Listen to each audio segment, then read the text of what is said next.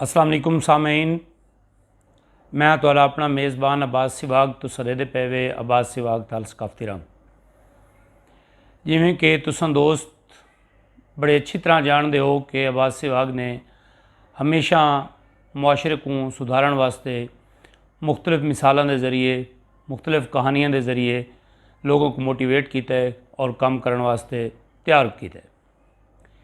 इवें लिकार अज मैं एक ज़बरदस्त किस्म दू मिसालां तो दोस्तों की नज़र करेसा कि मुमकिन है कहीं को मेरी गाल समझ आ गई तो शायद उनकी ज़िंदगी बदल बने।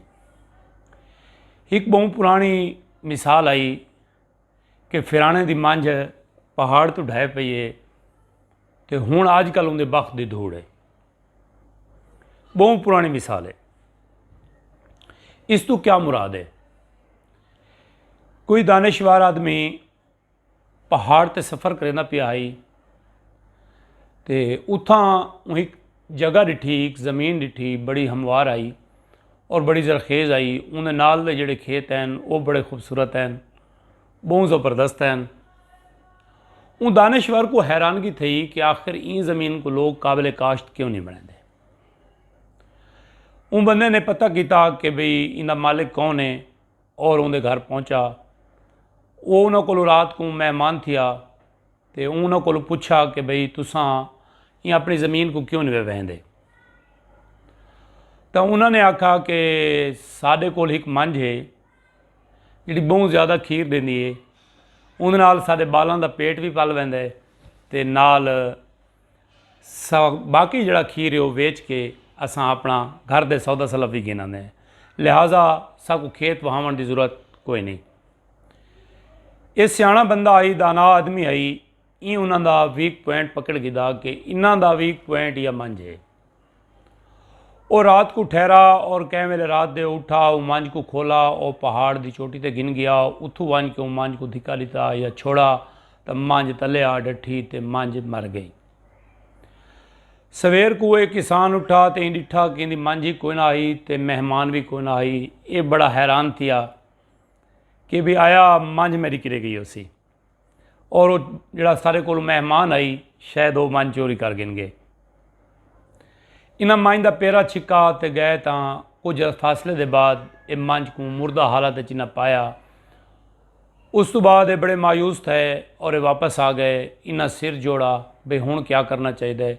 इन्हों को बिया कोई वसायल को ना आई सवाए उन ज़मीन को वहावन दे। ये उन्होंने बख्त आई जिहड़ा उन्होंने घर आके टिका और उन वंज के उन्होंने मंझ को पहाड़ तो सट दिता और उन्होंने एक जज्बा पैदा किया कि तुसां वंज के हुण ज़मीन बहाओ।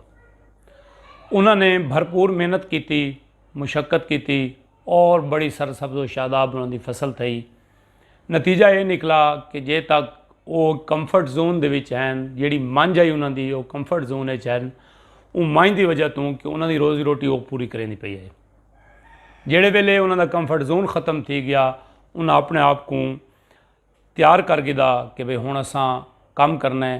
उन्हें खेतों काम किया तो हर पासे हरियाली हरियाली आई और उन्हें बहुत सारी दौलत कमाई तो वो अमीर बढ़ गए। इवें वाली कार एक बिया किसान आई, वो बेली रखन लगा नौकर। तो नौकर को पूछा भाई तेरी कोई खूबी कोई खामी कोई गाल ऐसी है? हाँ वहाँ के मेरे विच एक खूबी समझो या खामी समझो ही गाल है। वहाँ के जी दसा वहाँ के जेड़े वेले तूफान आंदा है उन वेले मैं सुकून नाल सुता पिया होना।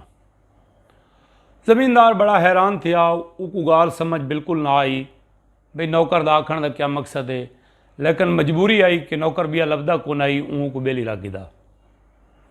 ऊँ बड़ी मेहनत की, बड़ी स्ट्रगल करन तो बाद वो किसान दे हर काम को अच्छे तरीके नाल कीता।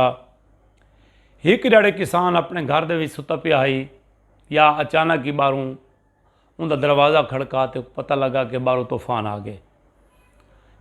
ये ज़मींदार भज्या तो आके अपने बेली को उठाया, उस नौकर को उठाया, उस पर उठी भाई अंधार तूफान आ गए। वहाँ के मैं को भी डिस्टर्ब ना कर और आप भी डिस्टर्ब न थी। मैं तेको पहले दिहाड़ आखाई कि जेड़े लड़े तूफान आसी मैं हूँ लड़े सुकून नाल सुता पिया होसा। वहाँ के यार हर चीज़ माल को अंदर करूँ, कोई फसलों को देखूँ, कोई मामलात को देखूँ, वहाँ कहे वो भी कोई इंसान है जिहड़ा मुसीबत आवन ते मुतहरक थीवे या काम करने वास्ते तैयार थीवे। मैं हर काम को हर काम को मद्देनज़र रख के किया होए कि कहीं टाइम भी कोई मुसीबत आ सकती है, कहीं टाइम भी कोई तूफान आ सकता है, तो लिहाजा परेशान थीवन की ज़रूरत कह नहीं, तेरी हर चीज़ महफूज है। वो बड़ा हैरान थिया तो जिहड़े वेले हूँ तूफान ख़त्म थिया तो हूँ डिठा तो उनकी हर चीज़ ही महफूज आई। भाई वो लोग जिंदगी दे विच कदई नाकाम नहीं थींदे जिहड़े अपने आप को आने वाली मुसीबत वास्ते तैयार नहीं रखते। नौकर ने मालिक को ये गाल समझा दी कि मुसीबत आवन ते अगर तुम मुतहरक थी सो या तूफान आवन ते तुसां भजसो रुक सो, उनका फ़ायदा कहना थी सी। अगर तुसां पहले अपने आप को जहनी तौर पर तैयार रखो कि मुसीबत आसी तो असां उनका मुकाबला किवें करे सूँ, उनका बंदोबस्त पहले तो थी आया होवे। ये मोटिवेशनस दियां दो छोटिया छोटिया स्टोरियाँ अगर इन्हां ते कहीं भी दोस्त अमल कर गिता तो उनकी ज़िंदगी ज़रूर बदल वैसी। अस्सलाम वालेकुम वरहमतुल्लाहि वबरकातुहू।